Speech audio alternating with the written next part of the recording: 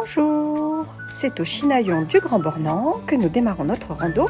Une jolie boucle de 12 km et 800 mètres de dénivelé pour gravir l'aiguille verte et avoir les vues sur le lac de l'Essier. C'est encore tout fleuri en cette fin septembre. On commence par la petite bourgade du Chinaillon, très joli petit village ancien. Alors ça démarre par la petite route. Le vert de la prairie étincelle au soleil rasant du petit matin. Très vite, on quitte la petite route et ça y est, le monotrace démarre et durera toute la rando. On monte dans les bois. Il fait déjà super chaud, donc un petit peu d'ombre. C'est du bien.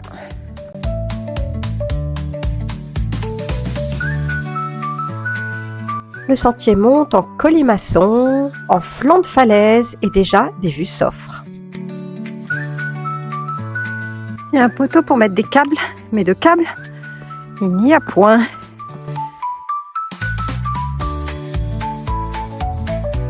Super top cette petite montée là. Je connais super bien la région et je suis déjà montée à l'Aiguille Verte souvent, mais je n'avais jamais pris ce tout petit sentier qui est magnifique. Une petite cave enterrée.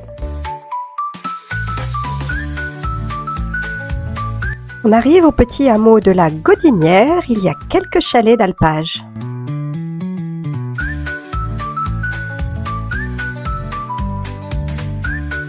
Petit panneau explicatif sur la construction des chalets et le chalet juste derrière. Et à gauche, on voit les épicéas qui sont utilisés pour la construction des chalets. Symphonie de jaune.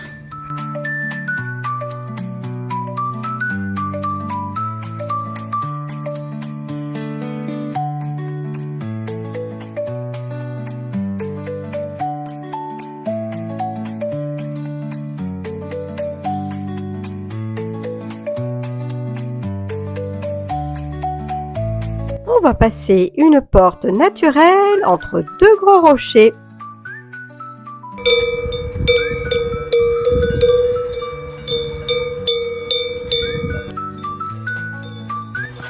On vient de voir des magnifiques énormes vautours voler super bas, passer presque en rase-motte au-dessus de nous. Magnifique. Tout ça au son des cloches. Ça grimpe, ça grimpe. Un troupeau de chèvres ici. Jolis champignons colorés à ne surtout pas manger, ils sont vénéneux. On est fin septembre et pourtant il reste plein de petites fleurs toutes fleuries. Et ça continue de grimper sec.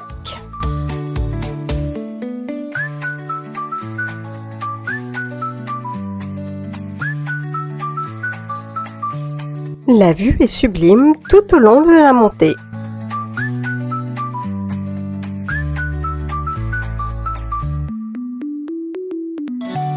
Ça y est, les nuages envahissent le ciel. Roc de la Tour et par là, il y a souvent des bouquetins qui s'y nichent. Les vautours tournent à très basse altitude. Il est passé au-dessus de ma tête.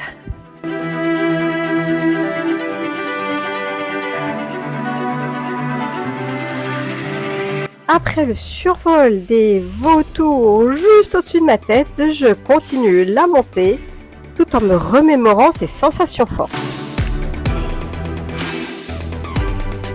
Le roc des Tours.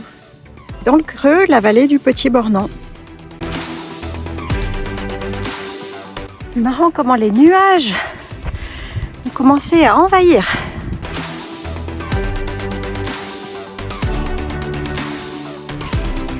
Donc là, je vais monter sur la crête qu'on voit un petit peu en haut à gauche.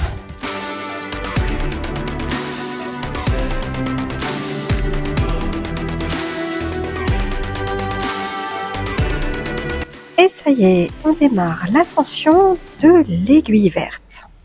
C'est bien raide, mais vous allez voir, la vue en vaut la peine. Encore des petites fleurs juste bien placées pour un beau panorama. Et voilà la pointe de l'Aiguille Verte et le lac de l'Essier tout en bas. Ça paraît improbable, comment vais-je faire pour y aller? Eh bien si, c'est faisable, vous allez voir. C'est sûr, il ne faut pas avoir le vertige et il faut avoir le pied sûr. La première fois que je suis venue ici, c'est un air dubitatif que j'ai regardé ce trajet pour monter au sommet. Et puis je me suis engagée et ça l'a fait. Aujourd'hui, c'est sans hésitation que je me suis engagée pour aller au sommet de l'Aiguille Verte.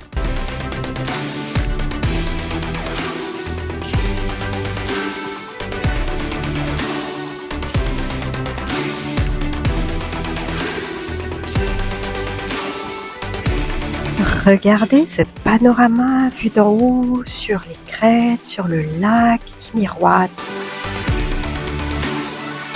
Et c'est reparti. Mais non, je ne vais pas filmer dans la partie acrobatique. Alors, on redescend par un petit sentier un petit peu non officiel pour rattraper l'autre sentier d'en bas sans avoir à faire un demi-tour complet. L'Aiguille Verte, c'est ce sommet-là, et puis ça redescend raide pour aller rejoindre le chemin. Les nuages arrivent sur moi, l'ambiance est psychédélique. Ces crêtes sont tout simplement fantastiques.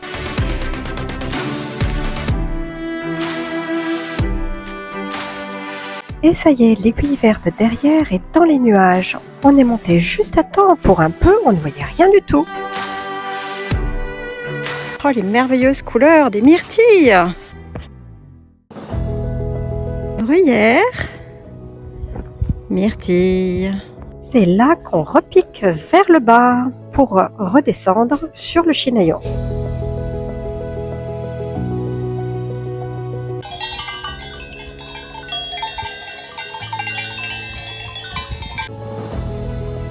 Et les vautours tournent toujours.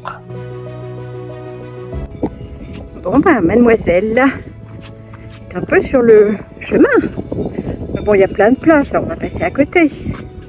Ah mais mère! Bah oui! Et on repasse la petite porte de rocher dans l'autre sens.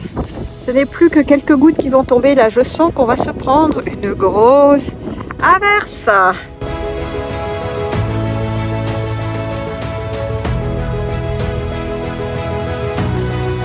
On arrive à la table d'orientation.